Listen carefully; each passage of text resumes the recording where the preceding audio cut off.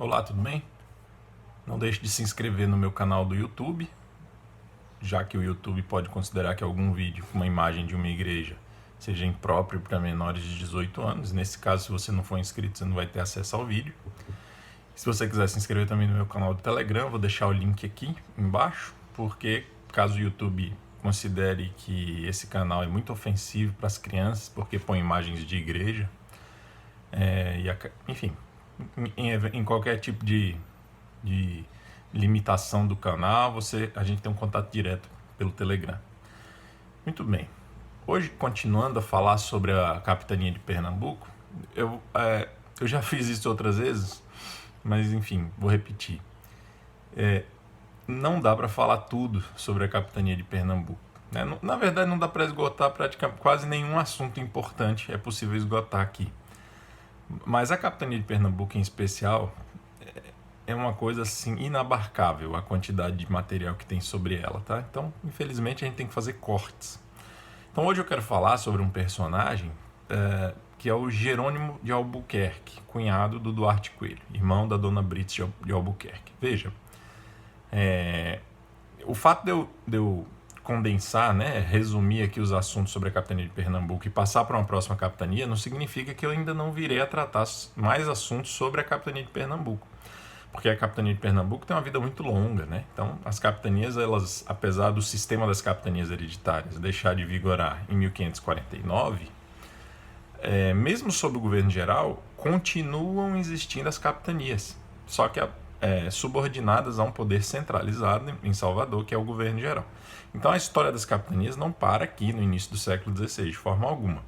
Tanto é que boa parte da história do próprio Jerônimo de Albuquerque se passa na segunda metade do século XVI.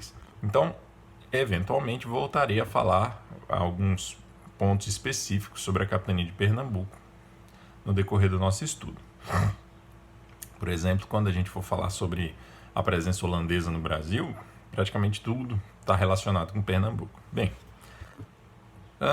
Duarte Coelho, eu já falei isso aqui, ele foi para o reino em 1553 ou 54 e morreu lá.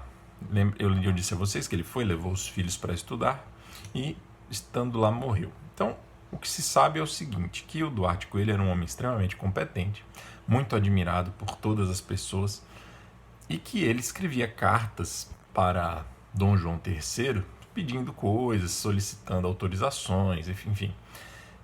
E não sei exatamente porquê, o Dom João III nunca o correspondeu adequadamente aos pedidos, às cartas do Duarte Coelho. Inclusive, Duarte Coelho mandou várias cartas mal criadas para o rei, reclamando. Bem, e em 1554 ele vai para encontrar-se com o rei e poder tratar pessoalmente desses assuntos. E ele teria sido tão mal recebido pelo rei que, de acordo com Frei Vicente Salvador, ele acabou morrendo de desgosto alguns dias depois em Lisboa. O fato é que ele morre em Lisboa nessa viagem e é enterrado por lá mesmo. Muito bem. E a gente sabe que após a morte dele, a Dona Brits de Albuquerque exerce um papel preponderante no governo da capitania, mas o irmão dela foi de grande ajuda e grande auxílio e é, sem dúvida, um personagem central da história brasileira, não vou nem dizer pernambucana, brasileira. Jerônimo de Albuquerque. Bem, o Jerônimo de Albuquerque nasceu em Lisboa em 1510 e só vai morrer em 1584 em Olinda. Deixar claro logo que ele teve um filho chamado Jerônimo de Albuquerque também, Jerônimo de Albuquerque Arco Verde, que vai ficar conhecido como Jerônimo de Albuquerque Maranhão. Vamos falar dele no futuro. Eu só estou deixando claro que existem dois Jerônimos de Albuquerque, pai e filho, que o filho talvez tenha um papel mais importante ainda do que o pai, para a gente não confundir as ações de um e de outro. O pai, de quem eu vou falar hoje, recebeu a alcunha, o apelido de Adão Pernambucano. Já veremos por quê. Então, sendo cunhado do Duarte Coelho, irmão da Dona Brits, ele partiu junto com o Duarte Coelho, quando o Duarte Coelho fez a sua viagem para se fixar no Brasil. E quando chegou aqui, eu já falei para vocês que um dos maiores problemas foi a presença francesa entre os caetés. E o Jerônimo de Albuquerque, ele era um cara bem, digamos assim, aguerrido, né? Ele voluntarioso, e ele tomou a iniciativa de dar combate aos franceses e aos caetés, mas assim, o objetivo dele era substituir os franceses nessa relação de amizade e de confiança com os índios, e para isso ele tinha que expulsar os franceses e fazer acordos com os caetés. Num desses combates contra franceses e caetés, ele leva uma flechada no olho e perde o olho, fica caolho, né? E ele recebe o apelido de O Torto, né? Provavelmente o olho cego, o olho ferido, ficou torto. Muito bem. Tem uma história bem romântica sobre como ele se se casou com a filha de um morubixaba da região chamado Arco Verde, Morubixaba Arco Verde. E eu vou falar disso ainda, acho que amanhã eu vou falar um pouquinho sobre isso, então não vou me adiantar. Mas o fato é que depois desse ferimento de guerra, ele acabou se casando com a filha desse Morubixaba, e o nome dela era Muiraubi. Depois ela vai ser batizada com o nome de Maria do Espírito Santo Arco Verde. Talvez alguém já tenha ouvido falar dela. Amanhã eu falarei um pouquinho dela. Com ela ele teve provavelmente, no mínimo, né, 12 filhos. Dentre esses 12 está o Jerônimo de Albuquerque Filho.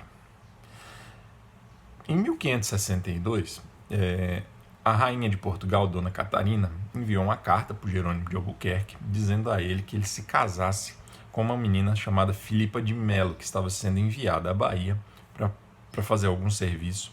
Ela era filha de um fidalgo português muito importante. Obedientemente, o Jerônimo de Albuquerque casou com ela e aproveitou para fazer mais 11 filhos.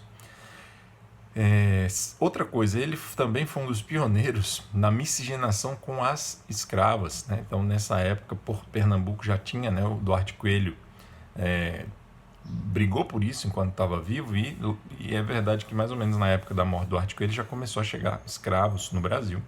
Falarei disso depois. E o Jerônimo de Albuquerque teve filhos com escravas africanas, de maneira que ele teve filhos com índias, principalmente com a Maria do Espírito Santo Arco Verde, com escravas africanas, provavelmente com outras índias, e com a Filipa de Melo, totalizando aí nas contas mais modestas, entre os oficiais, 36 filhos, de onde a gente pode concluir. Disso a gente pode concluir de onde vem o apelido dele de Adão Pernambucano. Ele, né, deu origem a uma vasta descendência.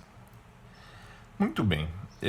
Além disso, ele, assim como o filho dele, ele se tornou muito conhecido por ser um homem valoroso, de coragem e com capacidade de conquistar, e com uma capacidade também de pacificar os índios. Então, há registros de que ele tenha ido até o Pará e também para o sul, à Bahia e ao Rio de Janeiro, para poder auxiliar outros donatários na luta contra os índios.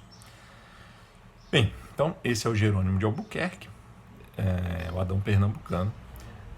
Amanhã eu falo um pouco sobre a mulher índia dele, que foi a Maria do Espírito Santo Arco Verde, tá bom? Um abraço para vocês.